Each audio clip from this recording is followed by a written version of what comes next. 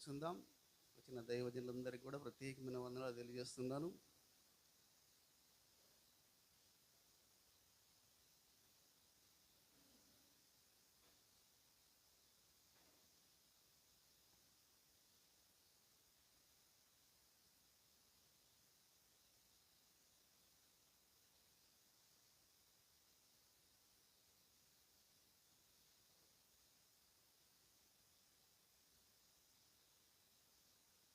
దయచేసి ఇక్కడ వచ్చిన వారందరికీ కూడా ప్రత్యేకమైన వందనాలు తెలియజేస్తున్నాను. నేను మీ అందరికంటే గొప్పవాడిని కాదు, మీ అందరికంటే సీనియర్ ఏం కాదు.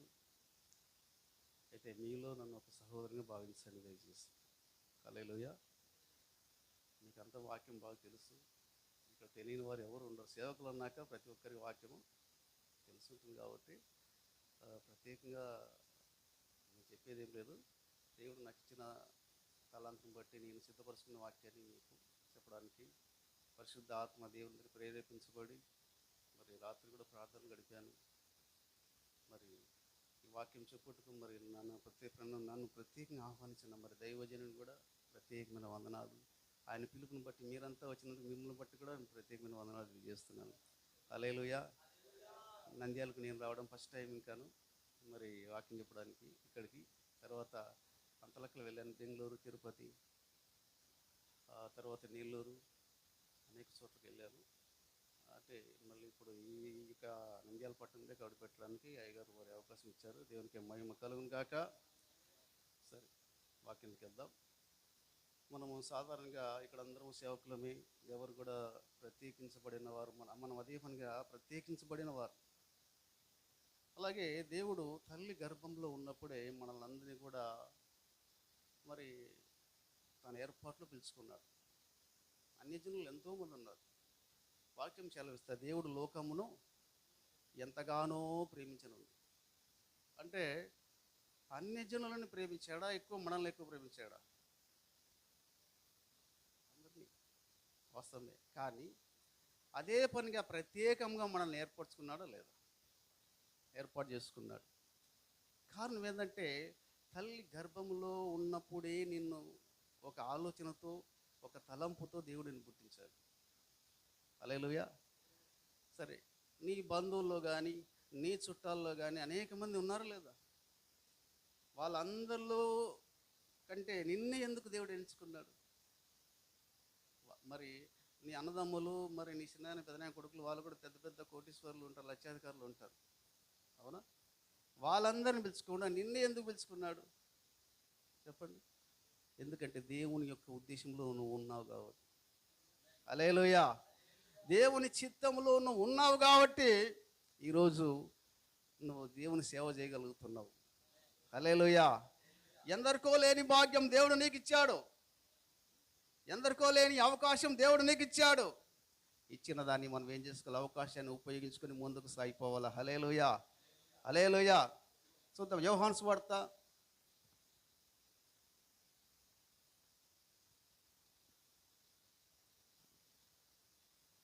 17వ అధ్యాయం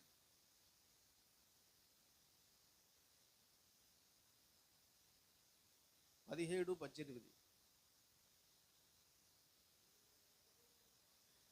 నీవు నన్ను లోకమునకు పంపిన ప్రకారము నేనును వారిని లోకమునకు. అది ఎవరు పంపించాడు మనల్ని సేవకు? యేసయ్యే. యేసయ్యను ఎవరు పంపించారు? యెహోవా తండ్రి. యేసు ప్రభువే సాక్ష్యం చెప్తున్నాడు. నీవు నన్ను పంపిన ప్రకారం నేను మిమ్మల్ని పంపుచున్నాను అంటున్నాడు. హల్లెలూయా. మనమేమి తెలివిమంతులం కాదు, మనమేమి జ్ఞానవంతులం కాదు. లోకంలో ఎంతోమంది తెలివైన వారు ఉన్నారు, జ్ఞానం కలిగిన వారు ఉన్నారు. వాళ్ళందరికీ లేని భాగ్యం దేవుడు మనకిచ్చాడు. ఒక సేవకుడుగా ఉండడము మరి రాజుల కంటేను, మళ్ళీ గొప్ప గొప్ప వాళ్ళకంటే దేవుడు మనకు లైఫ్ లాంగ్ ఇచ్చిన జీవితము సేవ. హల్లెలూయా. కొంతమంది ఉద్యోగం 40 ఏళ్ళు ఉంటుంది, 30 ఏళ్ళు ఉంటుంది, 10 ఏళ్ళు ఉంటుంది, కానీ మనకు లైఫ్ లాంగ్ ఇది. దీనికి రిటైర్మెంట్ లేదు. పోతానే ఉండాల. హల్లెలూయా. అయితే మనం ఎక్కడి నుంచి ఊడిపడ్డాం?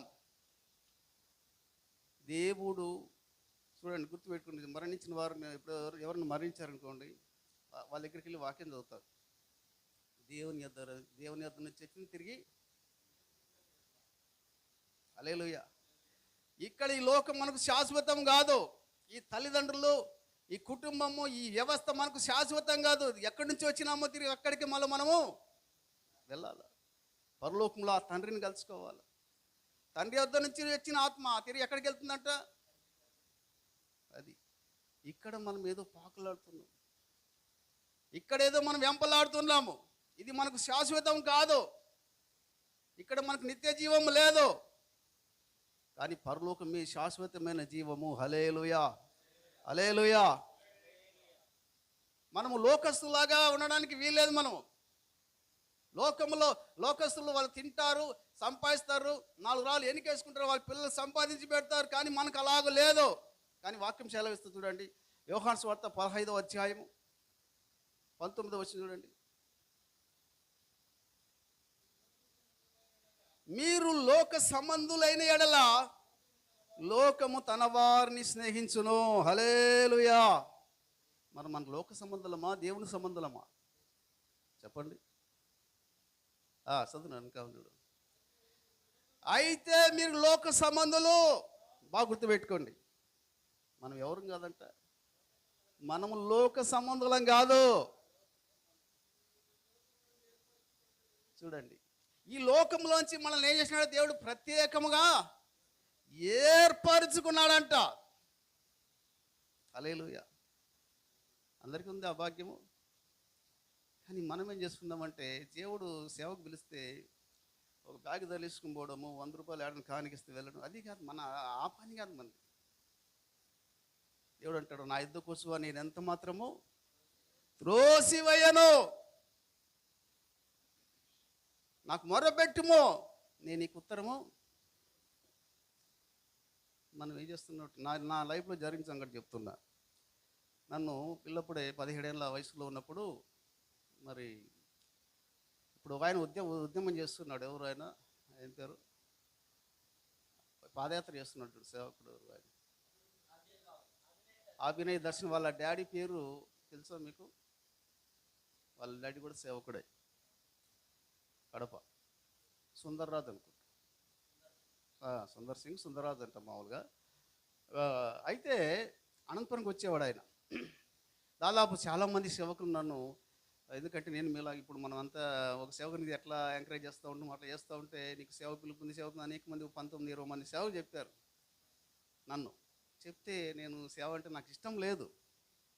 ఇప్పుడు సేవ అంటే అసలు బ్యాగ్ తగిలేసుకొని పోవడము, దూరడమే, అట్లా అయిపోయింది పరిస్థితి. అప్పుడు సేవ అంటే నేను తప్పించుకున్నా.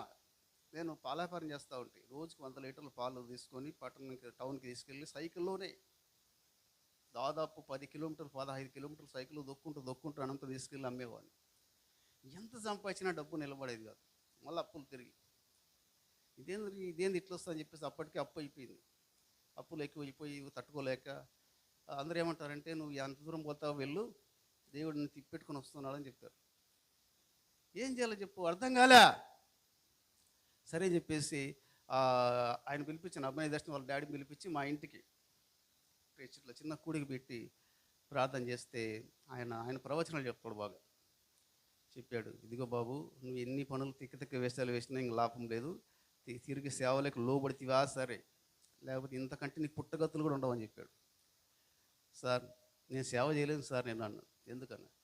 నాకు లోకాశలు ఎక్కువ ఉన్నాయి, బలహీనతలు ఎక్కువ ఉన్నాయి, సినిమాలు చూడని ఉండలేను. ఒక కొత్త సినిమా రిలీజ్ అయితే నేను అక్కడ ఉండాలా. అది బాలకృష్ణ కావచ్చు, చిరంజీవి కావచ్చు, ఎవరైనా సరే, నాగార్జున, అందరివి.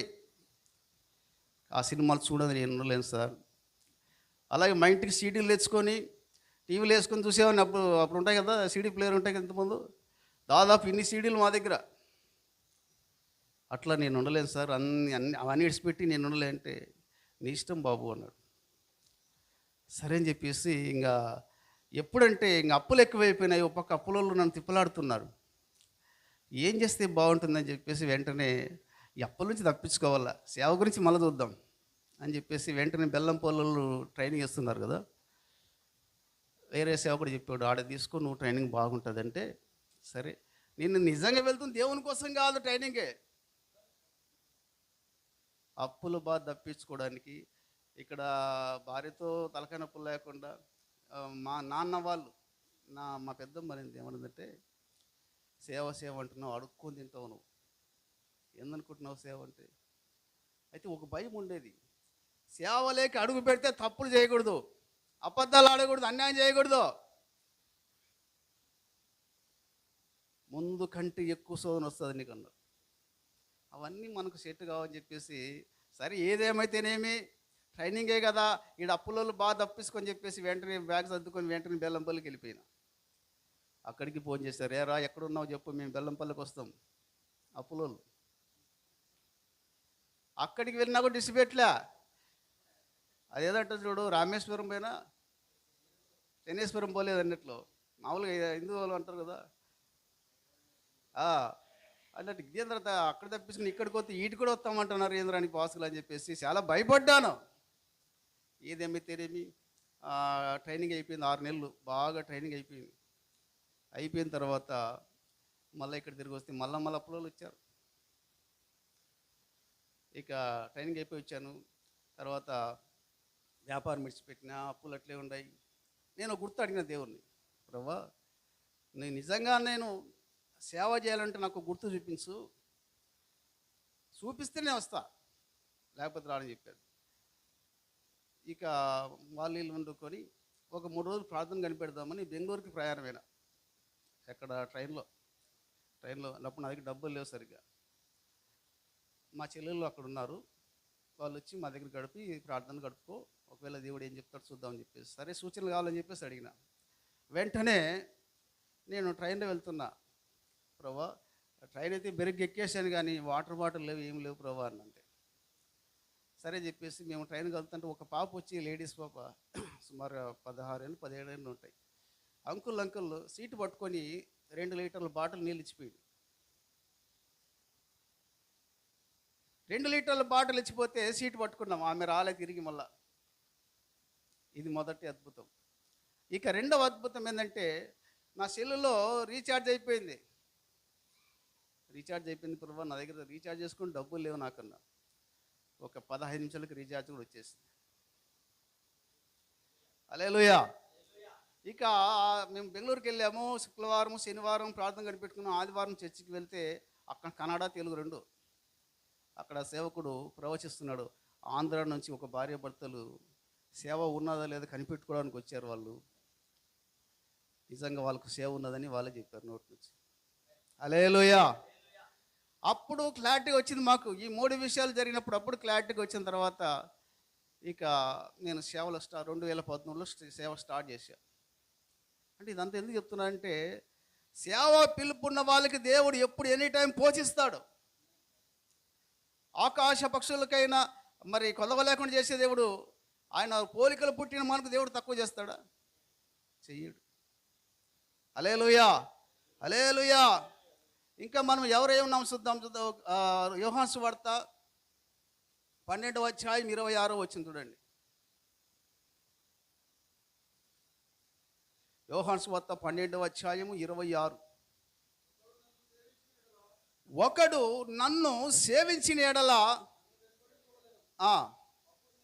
అప్పుడు నేను ఎక్కడ ఉండునో అక్కడ నా సేవకుడు ఉండును. హల్లెలూయా. మనము దేవుని వెంబడిస్తే ఆయన మనతో పాటు కూడా ఉంటాడు. మనం ఆయన వెంబడించుకోకుండా మన పనులు మనం చేసుకుంటా, చాలామంది మీ ఇక్కడే కాదు మా అనంతపురంలో కూడా చాలామంది ఉన్నారు సేవకులు. చాలామందికి సేవకులకి ఆశీర్వాదం ఎలా రాబట్టుకోవాలో చాలామంది తెలియదు. దాదాపు 20 ఏళ్ళు 30 ఏళ్ళు సేవ చేసేవాళ్ళు ఇంతవరకు స్థలము లేదు, చర్చి లేదు, పిల్లలకు చదువులు లేవు. కానీ 2013లో ఈ సేవలో నేను అడుగుపెట్టిన తర్వాత 2013 6వ 7వ నెలలో నేను చిన్న మందిరం వేసాను. ఇంత మందిరం వేసిన తర్వాత గుడ్ ఫ్రైడే రేపు వస్తుందనగా ఈ యొక్క ఆర్ఎస్ఎస్ బీజేపీ వాళ్ళు వచ్చి చర్చిని కొలగొట్టేశారు. హల్లెలూయా. ఏం ప్రభావ ఇట్లా చేసినావు నేను బీజేపీ కాలనీలో ఉన్నా, చర్చి ఆల్రెడీగా పోయి ధైర్యం చేసి నేను ఒకరిని పెట్టాడు. పెట్టిన తర్వాత వాళ్ళు కూర్చేశారు. ప్రభావ ఎట్లా చదండి, ఇది మందిరం అంతా కూల్చిపోయింది, ఇప్పుడు ఎట్లా చేయాలంటే ఏం మాట్లాడలే. సరే అని చెప్పేసి అంతా పడగొట్టేసి పూర్తిగా ఇంకా చర్చి కట్టించాలని ఆలోచనలో ఉన్నాం కాబట్టి సరే పడిపోతే వెంటనే కట్టడం స్టార్ట్ చేసిన తర్వాత కాలనీ వాళ్ళంతా వచ్చారు. నువ్వు చర్చి కట్టడానికి వీలు లేదు, హల్లెలూయా. ఈ యొక్క బీజేపీ కాలనీలో మసీదు ఉండొచ్చు కానీ, హిందువులు కూడా ఉండొచ్చు కానీ, చర్చి మాత్రం కట్టకూడదు అన్నారు. ఎక్కడ పోవాలో చెప్పు, ఏ చోటుకి వెళ్ళాలో దిక్కు తెలియడం లేదు, నాకు అర్థం కావడం లేదు. మంచి ఎండల కాలం. ఇక బయట సరేలయ్యా కొద్ది రోజులు ఇక్కడే నేను గడుపుకున్న స్థలం తీసుకునే వరకు, అంతవరకు మమ్మల్ని కొంచెం ఉండేవాడంటే సరే వండుకోండి, మందిరం మాత్రం కట్టనివ్వరు అన్నారు. సరిపేసి ఒక మామూలుగా పట్ట కట్టుకొని కింద ఒక 20-30 మంది కూర్చొని ప్రార్థన చేసుకొని అట్లా గడుపుతూ తర్వాత పక్కన ఒక స్థలం తీసుకొని 4 సెంట్ల స్థలం తీసుకుంటాం. హల్లెలూయా. ఎప్పుడైతే మందిరం పడగొట్టాడో, మందిరం పడిపోయిందో, అప్పటి నుంచి ఈ యొక్క సంఘ విశ్వాసులు వాళ్ళు వీళ్ళు స్పాన్సర్ చేయడం స్టార్ట్ అయింది. స్థలము తీసుకున్నాం, అక్కడే తిరిగి మందిరం కూడా కట్టించాం. దాదాపు కట్టించడానికి 17,000, స్థలానికి 10,000, 27 లక్షలు. 17,000 కాదు, 17 లక్షలు, ఇది ఒక 10 లక్షలు, 27 లక్షలు దేవుడు మరి స్పాన్సర్ లేవనెత్తినాడు. హల్లెలూయా, హల్లెలూయా. అందరూ అంటారు, ఏమంటారంటే నువ్వు మాకంటే వెనక వచ్చి నువ్వు మాకంటే స్థలం తీసుకుంటూ మందిరం కట్టేస్తే తర్వాత నీ ఇల్లు కూడా కట్టించా 26 లక్షలు పోసి. దేవుని సేవలోకి వచ్చిన తర్వాత అప్పు కట్టేసుకొని సేవలోకి వస్తే మందిరం కట్టించి ఇల్లు కట్టించి నా కొడుకు కూతురు పెళ్లి కూడా చేసిన. హల్లెలూయా. నాకు మనవడు కూడా ఉన్నాడు, ఇంకో మనవరాలు కూడా పుట్టబోతున్నది. హల్లెలూయా. చాలామందికి తెలియదు, సేవకులకి ఊరికే చేస్తున్నారు కానీ దేవుడి నుంచి రావాల్సిన ఆశీర్వాదం ఎలా రాబట్టుకోవాలో తెలీదు. చాలామందికి వాక్యం టీచింగ్ ఇచ్చే వాళ్ళు కూడా తెలియదు. టీచింగ్ కూడా ఇస్తున్నారు చాలామందికి స్టూడెంట్కి, కానీ వాళ్ళకే తెలియదు. చాలామంది నా తోటి సేవకులు చాలామంది ఉన్నారు. ఇప్పుడు కూడా నిజంగా నమ్మదో, నా తోటి సేవకుడు ఆయన చనిపోయాడు. పాపం పిల్లలు చదువు లేదు, ఒక స్థలం లేదు, మందిరం లేదు, ఏమీ లేదు. ఆ పిల్లలు పాపము తల్లిదండ్రులు ఇద్దరు పోయినారు. ఒక సంవత్సరంలోనే ఇద్దరు వెళ్ళిపోయినారు. నేనే చనిపోయినప్పుడు ఆ యొక్క కార్యక్రమానికి అంతా ఫెలోషిప్ లీడర్ని మాట్లాడుకొని 30,000 సహాయం చేయించా. ఎందుకు చెప్తున్నా అంటే వాక్యం సెలవిస్తుంది కదా, నా జనులు జ్ఞానం లేక చెరపట్టబడి ఉన్నారు, అపవాది వారిని ఊర్లేసి లాగుతా ఉన్నాడు. చాలామందికి ఆశీర్వాదం లేకుండా అడ్డుపడుతున్నాడు అపవాది. సేవకుడిగా మనము దీవించబడితే విశ్వాసం మనం చూసి వస్తారు. మనము దీవించబడకపోతే మనమే దరిద్రంలోను, మనమే అప్పుల్లో, మనమే శాపాల రోగాలతో ఉంటే విశ్వాసుడు మనం చూసి రారు. అలాగని కష్టాలు లేవనొచ్చు, కష్టాలు స్టార్టింగ్లో ఉంటాయి, లైఫ్ లాంగ్ ఉండవు. ఉంటాయా? లైఫ్ లాంగ్ ఉంటాయా? ఉండవు. కానీ మనము దేవుని చేత ఏర్పరచబడిన వారు. హల్లెలూయా, హల్లెలూయా. చూడండి, యేసు ప్రభు ద్వారా మనము ఏర్పరచబడ్డామా లేదా? అన్ని జనులు ఏర్పరచబడలేదు. మీరు బాగా గమనించండి, అన్ని జనులు దేవుడు ఏర్పరచుకోలేదు. అన్ని జనుల నుంచి మనం వచ్చినామంటే దేవుడు మనం ఏర్పరచుకున్నాడు. అది కావాలని చూడండి, 17వ అధ్యాయం యోహాను సువార్త 17వ అధ్యాయం 9వ వచనం చూడండి.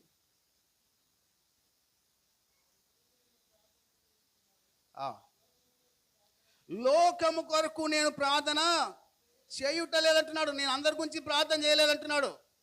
చెప్పాడు అక్కడ చేస్తున్నానని? చెప్పలే. ఎవరైతే తండ్రి చేత ఏర్పరచబడిన వారు ఉంటారో వారి కొరకే నేను ప్రార్థన చేస్తున్నాను అంటున్నాడు. చూడండి, ఇంకా ఉంటుంది, అది చదవండి. ఇంకా నీవు నాకు అనుగ్రహించినవన్నీ నీ వలన కలిగినవని వారు ఇప్పుడు ఎరిగి ఉన్నారు. తర్వాత నీ వారైనందున, ఎవరి వారం అంటే మనము దేవుని వారము. హల్లెలూయా. దేవుని బిడ్డలమైనాం కాబట్టి యేసు ప్రభు ప్రతిరోజు మన కొరకు తండ్రికి విజ్ఞాపన చేస్తున్నాడు. ప్రభువా, తండ్రి నాకు ఇల్లు ఇచ్చావు, నేను వీళ్ళని పోగొట్టుకోలేని అంటున్నాడు, వీళ్ళని దూరం చేసుకోలే అంటున్నాడు. మనకు కూడా సేవకులు చాలామందికి బలహీనతలు, కోపతాపాలు, ఆవేశము. ఒక సేవకుని చూస్తే ఒక సేవకుని సరిపోదు. కానీ వాక్యం సెలవు, మీరు ప్రేమ కలిగి ఉన్నట్టుగా ప్రయాసపడు అంటాడు. మనకేముండాలంట? ప్రేమ ఉండాలి, కనికరం ఉండాలా. మన ఇంట్లో వాళ్ళైతే తప్పులు దాచిపెట్టుకుంటాం, ఎవరా? బయట వాళ్ళు చూస్తే మాత్రం అప్పుడే మనము కనికరము చూపము. యేసు ప్రభు సమరయ స్త్రీ బావి దగ్గరకు వచ్చినప్పుడు కనికరం చూపించాడా, లేకపోతే వ్యతిరేకంగా మాట్లాడినాడా? చెప్పండి. కనికరం చూపించాడు. అమ్మా, నువ్వు తప్పు చేసావు తల్లి, తప్పు చేయకు. మనమైతే ఎట్లా అంటాం? తల్లి అట్లా అబద్ధాలు ఆడదు తల్లి, నువ్వు తప్పు చేయకూడదు అంటాం. యేసు ప్రభు అలా అన్నాడా? అలా అనలే. ఒక స్త్రీ కోసము బావి దగ్గరికి వెళ్ళి యేసు ప్రభు, అమ్మా నువ్వు దప్పికతో ఉన్నావు తల్లి అంటున్నాడు. నేను ఇచ్చే నీళ్ళు నువ్వు తాగితే మళ్ళీ తిరిగి నువ్వు. ఒక సమరయ స్త్రీకి చెప్పిన దేవుడు మనకు చెప్పడా? దేవుడు దప్పిక అంటే అర్థం చెప్పండి. ఆశీర్వాదం లేకపోవడమే దప్పిక. ఆశీర్వాదంతో నింపబడిన వారికి దప్పిక ఉండదు. హల్లెలూయా. సమరయ స్త్రీ మీద కనికరపడ్డాడు. ఇంకెప్పుడు నువ్వు తప్పు చేయొద్దు అన్నాడు, కానీ తప్పు చేస్తే పడతాయన్నాడా? పడతాయని అనలే. హల్లెలూయా. అదిగా చూడండి, మన మీద ఇంకో సానుభూతి కూడా చూపిస్తా. యేసు ప్రభు మరి కొండ మీదకి వెళ్తున్నప్పుడు, ప్రార్థన వెళ్తున్న శిష్యులకి ఏం చెప్పాడు? ప్రార్థన చేయండి, మీరు గంట సేపు ప్రార్థన చేయండి అన్నాడు. పోయేదోడు వెళ్ళిపోయాడు. మళ్ళీ వచ్చేళ్ళకి తిరిగి ఏం చేస్తున్నారు వాళ్ళు? శిష్యులు నిద్రపోతున్నారు. మళ్ళీ లేపి, ఒక గడియను నా కోసము ప్రార్థన చేయలేరా అని అడిగాడు. సర్లే ప్రభు, మీరు వెళ్ళండి, మేము చేస్తాము అన్నారు. తర్వాత తిరిగి వచ్చేటప్పుడు మళ్ళీ వాళ్ళు కన్న మీద ఏముందంట? నిద్ర ఉన్నది. దేవుడు అంటున్నాడు, ఆత్మసిద్ధమే కానీ శరీరము బలహీనం. మనకు కూడా ఉంది. మనకు కూడా మోకాల మీద ప్రార్థన చేయాలి, బలంగా సేవ చేయాలి, బలంగా మీటింగ్లు పెట్టాలి, అనేక దేశాలు వాడబడాలని ఆశ మనకు కూడా ఉంది. కానీ శరీరం మనల్ని ఏం చేస్తుందంట? లాగుతా ఉంది వెనక్కి. అందుకే దేవుడే అంటారు, యేసు ప్రభు అంటున్నాడు, ఆత్మసిద్ధమే. కొందరికి ఉద్రేకం ఎక్కువ. ఒక 10 రోజులు బాగా ఉపవాసం ఉంటారు, నేను బలంగా వాడబడి దయ్యాలు వెలగొట్టాలి ఊగుతూ ఉంటారు. ఉద్రేకమైన పరిచయం ఎప్పటికీ నిలబడదు. అవునా కదా? అపవాదిగాడు చాప కింద నీరులాగా వచ్చినట్లు మనం కూడా ఏం చేయాలంటే, చాప కింద నీరులాగా చిన్న చిన్నగా ప్రార్థన చేయాలి. ఒకేసారి రోజుకు గంటలు 8 గంటలు ఎవరో ఆయన సేవకుడు 8 గంటలు ప్రార్థన చేస్తున్నాడని చెప్పేసి నేను కూడా చేయాలని చెప్పేసి నువ్వు చేసి అపవాదిగాడు అంటాడు, ఎన్నాళ్ళు చేస్తావు చెయ్యి అంటాడు. ఎన్నాళ్ళు చేస్తావు చేసి చూద్దామంటాడు. ఒక నెల రోజులు ఉద్రేకంతో చేసి తర్వాత నెల రోజుల తర్వాత ఏమైపోయా? నా తోటి సేవకుడు ఒక ఆయన హెచ్కే ఫ్రాన్సిస్, మనకు అందరూ తెలుసు, హెచ్కే ఫ్రాన్సిస్, ఆయన దగ్గరికి వెళ్ళాడు 10 రోజులు. బాగా ఆడున్నంతసేపు రీ బాబా షాఖారా బాషా బలంగా బాగా మాట్లాడిచ్చినాడు పాపం. ఇంకేంలే, ఇంటికి పోయి దున్నుదాం అనుకున్నాడు, కోత వద్దాం అనుకున్నాడు. ఇంటికి వచ్చిన తర్వాత డల్ అయిపోయాడు. ఏనాడు కూడా నేను హెచ్కే ఫ్రాన్సిస్ దగ్గర వెళ్ళాలి ఇంతవరకు. అంటే నేనేదో గొప్ప నేను తక్కువ చెప్పలే. మన ప్రార్థన, మన యొక్క ఉపవాసం కానీ ఉద్రేకంతో చేసేదిగా ఉండకూడదు. కొంతమంది ఏమంటారంటే, మోకరించి ప్రార్థన చేస్తేనే ప్రార్థన అంటారు. నువ్వు మోకాల మీద చేయలేవు, ఆ ప్రార్థన కాదు. ఎక్కడైనా బైబిల్లో ఉందా మోకాల మీద ప్రార్థన చేస్తేనే దేవుడు వింటాడు? ఎక్కడైనా ఉందా? ఎక్కడైనా ఉందా? చెప్పండి, మీరు అనుభవం కలిగిన వాళ్ళు ఉన్నారు ఇక్కడ, చెప్పండి, ఉందా? ఎక్కడా లేదు. నువ్వు వాక్యం చేసుకుంటూ కూడా ప్రార్థన చేయొచ్చు, కుర్చీలు కూర్చొని కూడా ప్రార్థన చేసుకోవచ్చు, డ్యూటీ చేసుకుంటున్నా కూడా ప్రార్థన చేసుకోవచ్చు, భాషలు బండ్లో పోతున్నా కూడా నువ్వు భాషలు మాట్లాడుకుంటా లేదా హల్లెలూయా స్తోత్రం అని కూడా పోవచ్చు. అది కూడా ప్రార్థన కిందకే వస్తుంది. నేను అపవాదిగా అంటాడు, నువ్వు మోకరించలేదు కాబట్టి అది ప్రార్థనే కాదు అంటాడు. అవును కదా, నిజమే కదా, నేను మోకరించలేదు కదా, ప్రార్థన చేయలేదు కదా, నిజంగా నేను ఈరోజు ప్రార్థన చేసుకోలేకపోయాను. నువ్వు అలాగనుకుంటే ఎప్పుడు ప్రార్థన చేయలేవు. హల్లెలూయా. అది కాదు మన ప్రార్థన. మనం చేసుకుంటుంటే ఎలా ఉండాలంటే, చిన్న చిన్న ఈరోజు 15 నిమిషాలు స్టార్ట్ అయ్యి ప్రార్థన, రేపు అర్ధ గంటకు వెళ్ళాలి, అర్ధ గంట నుంచి ముక్కాలు గంట. ఏదో విధంగా నువ్వు ప్రార్థన చేస్తూ ఉండాలి. ఏదో ఇప్పుడు చూడండి, ప్రార్థన ద్వారా పరలోకానికి వెళ్తామా, ప్రార్థన లేకుండా పరలోకానికి వెళ్తాం చెప్పండి? ప్రార్థన ద్వారానే పరలోకానికి మనము నిచ్చెన వేసుకున్నట్లు. ప్రార్థన లేకపోతే నువ్వు దేవునికి దగ్గర కాలేవు. అవునా కదా? ప్రార్థన ద్వారా మాత్రమే తండ్రితో మనకు సాన్నిధ్యం ఉంటుంది.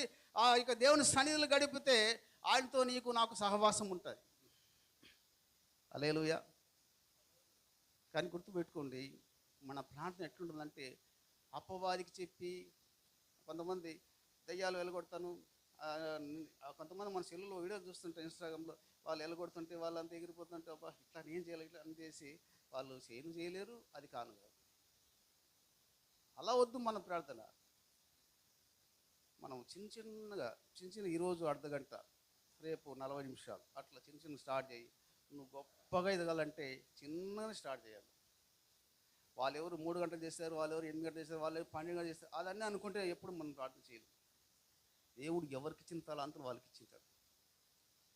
నువ్వు చేయగలుగుతావు, వేరే వాళ్ళు చేస్తారు. ఆయన చేయగలుగుతావు, నువ్వు చేయలేవు, అంతేగాని వాళ్ళలాగా నేను ఉండాలా, ఏసన్నలాగా నేను ఉండాలా, సతీష్ కుమార్ లాగా నేను ఉంటా, అవన్నీ కాదు. వాళ్ళకి ఇచ్చిన తలాంతులు వేరు, మనకిచ్చిన తలాంతులు వేరు. హల్లెలూయా. దేవునికి మహిమ కలుగును గాక. అలాగే 17వ అధ్యాయంలోనే 10వ వచనం చూడండి.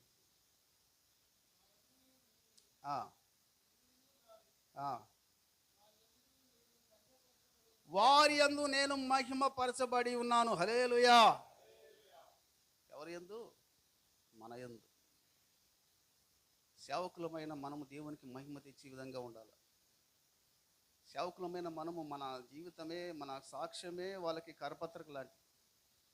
మనం అనుకుంటాం చాలాసార్లు, కరపత్రాలు ఇచ్చేపోతే, సువార్త చేసేపోతే దాని ద్వారా కాదు, మనం నడుస్తుంటే మన మన మన జీవితాన్ని వాళ్ళు కనిపెడుతుంటారు ప్రజలు.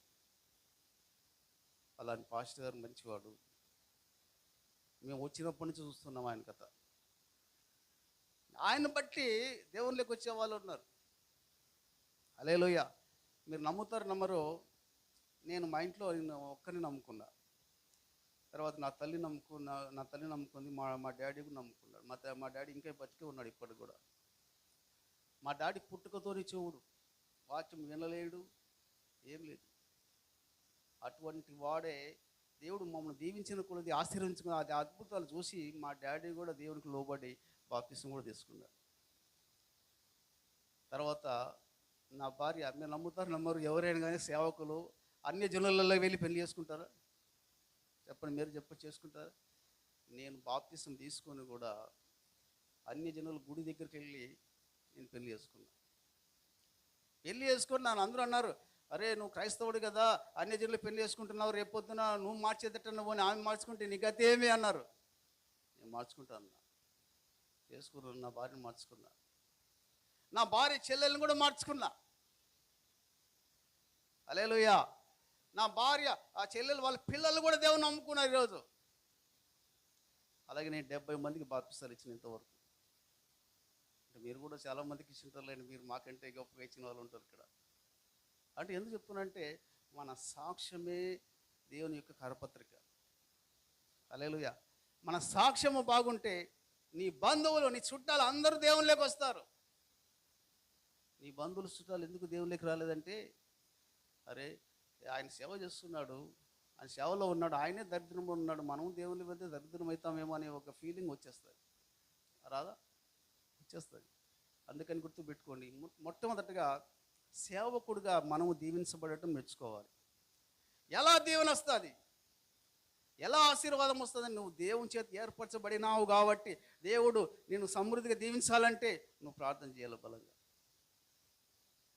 దేవుని వాక్యాలు పట్టుకొని అడుగు ప్రతిరోజు, ప్రవ్వా నన్ను తలగా చేస్తాను, పైవాడు చేస్తాను, అప్పిచ్చేవాడు చేస్తున్నావు, శ్రేయస్కరమైన ఆశీర్వాదములతో నీవు అతను ఎదుర్కొనిచున్నావు, నిత్య ఆశీర్వాదములు కారకులు మీరు అని ప్రతిరోజు నేను అడుగుతా ఇవన్నీ. ఎందుకంటే సేవకులు మనకే తెలియకపోతే విశ్వాసాలకి మనము ఏం చెప్పగలుగుతాం చెప్పండి? ఈ వాక్యాలు పట్టుకొని ప్రార్థన చేయొద్దని చెప్పలే, ప్రార్థన చేయాలా. ఈ వాక్యాలు పట్టుకొని ప్రతిరోజు మనం దేవుని అడగాల. నా నామములు ఏది అడుగుతారో అది మీరు పొందుకుంటారు అని చెప్పాడు. హల్లెలూయా. ఈరోజు మనం దీవించబడకపోవడం, వేరే బాడిగలలో ఉండడము, దరిద్రంలో ఉండడం, అప్పుల్లో ఉండడం, రోగాల్లో ఉండడం దేవుని చిత్తము కాదు. నేను 17 ఏళ్ళ వయసులో ఉన్నప్పుడు నాకు షుగర్ వచ్చింది. షుగర్ వచ్చి, అదేంటి ప్రభు చిన్న వయసులో షుగర్ వచ్చేసింది నాకు అని చెప్పేసి నేను ప్రజలు వాక్యం పట్టుకుని అడిగాను. నీవు పొందిన గాయముల చేత స్వస్థత కలుగుతుంది అన్నావు. ఐగుప్తులు కలగేసిన రోగం ఏది నీ మీదకి రాదన్నావు. ఏ తెగులు నీ గుడారం సమీపం, ఏ అపాయం ఎత్తుకు, ఏ రోగం నీ దగ్గరికి చేరదన్నావు. నీ వాక్యం అబద్ధమైతే నాలో షుగర్ పెట్టు, నీ వాక్యం సత్యమైతే ఈ షుగర్ తీసే అన్నా. షుగర్ వెళ్ళిపోయింది. హల్లెలూయా. మనము దేవుని వాక్యాన్ని పట్టుకొని అడగాల. దేవాన్ని దీవించు దీవించు దీవించు అంటే దేవుడు అంటాడు, ఆల్రెడీ నేను దీవించాను, దాంట్లో చూసుకోసారంటాడు. ప్రతిసారి నన్ను దీవించు అని అడగాల్సిన అవసరం. వాక్యాలు పట్టుకొని దేవుని అడుగు ప్రతిరోజు. వాక్యాలు తెలియకపోతే, వాక్య జ్ఞానం లేకపోతే అపవాది నిన్ను దెబ్బతీస్తాడు, నేను తొక్కి పారేస్తాడు. హల్లెలూయా. అలాగే 12 వచ్చింది చూడండి ఒకసారి. నేను వారి యొద్ద ఉండగా నీవు నాకు అనుగ్రహించిన వారిని నీ నామమందు కాపాడి తిని. హల్లెలూయా. దేవుడు మనం భద్రపరిచాడా లేదా చెప్పండి, కాపాడుతున్నాడా లేదా చెప్పండి. ఇదేంటి మాస్టర్ గారు, ఇది సేవకులు కదా, ఇది విశ్వాసులు కదా అనొచ్చు. విశ్వాసులకి పనిచేస్తుంది, సేవకులు కూడా పనిచేస్తుంది. వాళ్ళని కాపాడుతానని చెప్పలే, మనల్ని కూడా కాపాడుతానంటున్నాడు. తండ్రి, ఎవరినైతే నువ్వు నాకు అనుగ్రహించావో వారిని నేనేమంటున్నాడు, అనుగ్రహించిన వారిని నీ నామమందు కాపాడి తిని అంటున్నాడు. అందుకే పగలు ఎండ దెబ్బ అయినను, రాత్రి వెన్న దెబ్బలు నీకు తగలదు, ఏ అపాయం ఎద్దుకు రాదంటాడు. నీవు పాములను తీలను అనగదొక్కేదో అన్నాడు. హానికరమైన ఏ దాగినా నీకు విషము కాదన్నాడు. ఎందుకంటే ఈ వాక్యాలు మనకు ఎప్పుడు ఎనీ టైం నోట్లో మెదులుతా మెదులుతా మెదులుతా ఉంటే ఏ రోగాలు మనకు అంటావు, ఏ తెగులు మా ఇంటి మీదకి రావు. హల్లెలూయా. హల్లెలూయా. ఇంకా అంటాడు, ఏమంటాడంటే వారిని భద్రపరిచితిని అంటాడు. ఎవరిని భద్రపరిచాడంట? మనల్ని భద్రపరుస్తున్నాడు. ఎందుకంటే దేవుడు భద్రపరచకపోతే ఈరోజు వరకు మనం బతికే వాళ్ళం కాదు. దేవుని కృప మన మీద ఉన్నది కాబట్టి నీవు, నీ పిల్లలు, నీ కుటుంబం సంతోషంగా ఉంది ఈరోజు. హల్లెలూయా. దేవుని యొక్క కృప మన మీద లేకపోతే ఎప్పుడో దాటిపోయేవాళ్ళం, ఎప్పుడో జారిపోయే వాళ్ళము. అనేక మంది, ఇప్పుడు యుద్ధం వచ్చింది, కొన్ని వేల మంది చనిపోతున్నారు. వాళ్ళకు లేని కృప దేవుడు మనకిచ్చాడు. ఆ కృపలో మనం ఉన్నాము కాబట్టి మనం ముందుకు సాగుతూ వెళ్తూ ఉండాలి. ప్రభువా, నీ కృప నా మీద ఉన్నది, నీ కనికరము నా మీద ఉన్నది, నీ సమాధానము నాలో ఉన్నది కాబట్టి నేను ఇంకా బ్రతికున్నాను. అపొస్తలుడైన పౌలు అంటే నేనేమై ఉన్నానో నీ కృప వలనే అంటాడు. అంటాడా లేదా? మనం కూడా రోజు అనాలా, ప్రభువా నేనేమైనానో నీ కృప వలనే, నేనేమైనానో నీ దయ వలనే. అంతే తప్ప దేవుడు బతికిస్తే దేవుడు ఎనీ టైం బతికిస్తాడు. కానీ మనం ప్రతిరోజు అడుగుతూనే ఉండాలి, ప్రభువా నా పిల్లల్ని కాచి కాపాడు, నా సంఘ విశ్వాసాన్ని కాచి కాపాడు, నా సంఘ విశ్వాసం చేస్తున్న ప్రతి పనిని దీవించు, ప్రతి ఒక్క ఉద్యోగాన్ని దీవించు, పాడి పంటలు దీవించు, వారి యొక్క డ్యూటీలు మీరు దీవించు ప్రభువా అని సేవకులుగా ప్రతిరోజు వారి గురించి మనం ప్రార్థన చేయాలి. మరి కానుకలు రావడం లేదు, దశంభాగాలు రావడం లేదంటే మనం ప్రార్థన చేయాలి. మనం ప్రార్థన చేస్తే వాళ్ళ వ్యాపారాలు అభివృద్ధి అయితే వాళ్ళు ఇవ్వరా? వారి పనులు ఇవ్వరా? ఇస్తారు. మనకేందంటే ఆదివారం వస్తానే మనం పెట్టుకుంటాము, తర్వాత సోమవారం నుంచి మళ్ళీ వారికి కనపడం. కానీ వారికి కనపడినా కనపడకపోయినా మనం రూమ్లో ప్రతిరోజు వాళ్ళ గురించి ప్రార్థన చేయాలా. అది మన బాధ్యత. దేవుడు మనల్ని ఎండకు పోనీయకుండా, గాలికి పోనీయకుండా, వర్షానికి పోనీయకుండా, చలికి పోనీయకుండా దేవుడు ఒక ఏసీ రూమ్లో ఒక మామూలు ఉద్యోగస్తులకు బతికేదాడు దేవుడు చేస్తున్నాడంటే ఆ దేవుని కృప కాదు చెప్పండి. ఈరోజు చాలామంది అంటారు, మీరు నమ్ముతారు నమ్మని, నేను పల్లెలో ఉండా, ఇల్లు కట్టేటప్పుడు చాలామంది అన్ని జనులు అప్పుడు నా దగ్గర జస్ట్ 30,000 50,000 ఉంది అంతే. అంత అన్ని జనులే మా ఇంటి పక్కన ఉండేదంతా. చర్చి కట్టించిన తర్వాత చర్చి అయిపోయింది, ఇక ఇండ్లు మొదలుపెట్టా. అందరూ అన్నారు, మేము ఆస్తులు అమ్ముకుంటున్నాము, భూములు అమ్ముకుంటున్నాము, మాకు చేతగల ఇల్లు కట్టించేదానికి. ఎట్లా దీవించబడుతున్నాడు ఈ మనిషి. అక్కడ చర్చి కట్టించాడు, తిరిగి మళ్ళీ ఇండ్లు కట్టిస్తున్నాడు. అది ఒక అంతస్తు కాదు, 2 అంతస్తులో కూడా వెళ్ళిపోయాడు. 2 రూములు కట్టించాడు. కడుతున్నాను, దేవుడు ఎట్లా ఇస్తున్నాడో నాకు తెలియదు. ట్రాక్టర్లు లోడ్లు పిల్లలు తోలుతున్నారు. అందరూ ఊర్లో చూసి షాక్ అయిపోతున్నారు. మా సంఘస్థులంతా వచ్చి ఆ పాతి మీద పడగొట్టేదానికి దాదాపు 30 మంది వచ్చారు విశ్వాసులంతా. ఆ పాత గొడవ పగలగొట్టి తీసేసి అంత ఎత్తే ట్రాక్టర్లు వేస్తాను. ఊర్లంతా షాక్ అయిపోతున్నారు, చూస్తున్నారు. ఏమిటి ఈయన మాటకు అంత విలువ ఉందా? ఈయన మాట చెప్తే చాలు వాళ్ళంతా విశ్వాసులు వచ్చేసి ఆ మట్టి ఎత్తేస్తున్నారు, ట్రాక్టర్లు ఫ్రీగా పనిచేస్తున్నారు అంతా. మేము బంగారం అమ్ముకున్నాము, ఆస్తులు అమ్ముకున్నాము, భూములు అమ్ముకున్నాము, ఏం అమ్ముకున్నాము, ఒక ఇల్లు కట్టించలేకపోతున్నాం. వీడు చూడు ఇల్లు కట్టిస్తున్నట్టు. అది కాక దాదాపు 26 లక్షలు అయింది. షాక్ అవుతున్నారు అంతా. పేరెంట్లు చేసినప్పుడు అందరూ అంటున్నారు, మాకు ఒక సంబంధం రావాలంటే చాలా కష్టంగా ఉంది.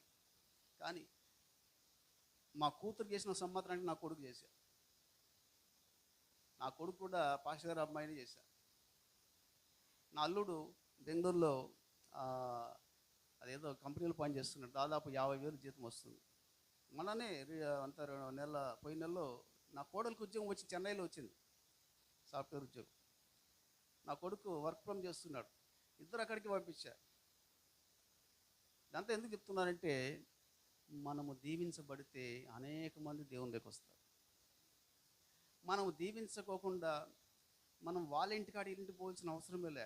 మనం ఇంట్లో కూర్చొని దేవదాసయ్య గారు మాట చెప్తారు, మీకు అందరూ తెలిసిన విషయం, మీకు తెలియని విషయం కాదు. మీ యొక్క మందిరానికి జనులు గుంపులు ఎందుకు ఎట్లా వస్తున్నారంటే, కేవలం ఏమన్నాడు, ప్రార్థన.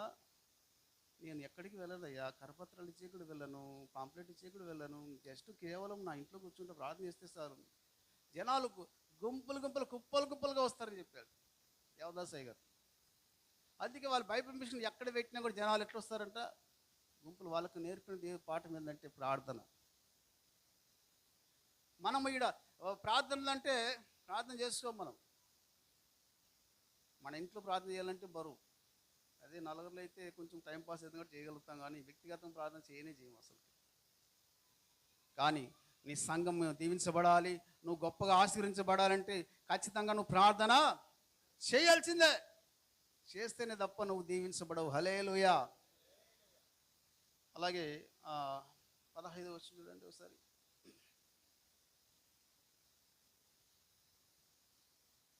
14 చదువు. 17, 14. 17, 14. వారికి నీ వాక్యం ఇచ్చి ఉన్నాను, నేను లోక సంబంధిని కానట్లు. వారు ఉన్నట్టు ఎవరు? మనమే. మనం లోక సంబంధులమా కాదా? కాదు. చదువు. లోక సంబంధులు గారు గనుక అది ఎవరిని దేశిస్తుంది ఇప్పుడు లోకము? చెప్పండి, మనల్ని. చెడిపోయేటప్పుడేమో మందు దాపుతామంటే చాలా పరిగెత్తుకుంటూ వస్తారు జనాలు.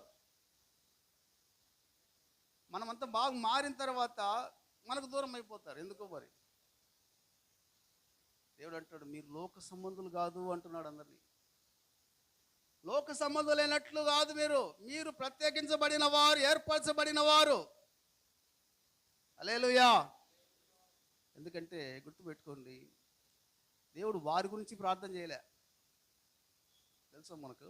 చూడండి కింద, అది చూడండి, చదవండి సరే.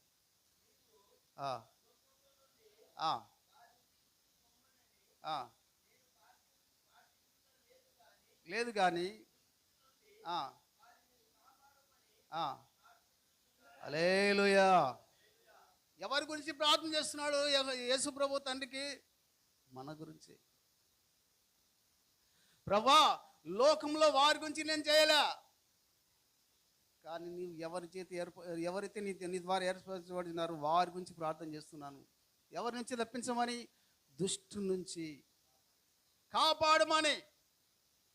ఎందుకంటే నా బిడ్డలు ప్రభువా, చూడండి, ఈ లోకంలో తల్లిదండ్రులకు ఉండదు ప్రేమ.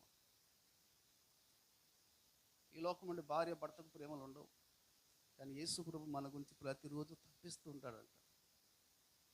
ఆయన ప్రేమ వెలకట్టలేనిది. ఎప్పుడెప్పుడు నా దగ్గరకు వస్తాడా, ఎప్పుడెప్పుడు ప్రార్థన చేస్తాడా, ఎప్పుడెప్పుడు ప్రార్థన చేస్తుందా అని చెప్పేసి దేవుడు ప్రతిరోజు ఎదురు చూస్తాడంట. ఎందుకంటే మనము ఆయన సంబంధులము. చూడండి, భార్య భర్తలు మామూలుగా పెళ్లి చేసుకున్న తర్వాత భార్య భర్తలు ఇద్దరు ఏకమవుతారు. వాళ్ళు ఎనీ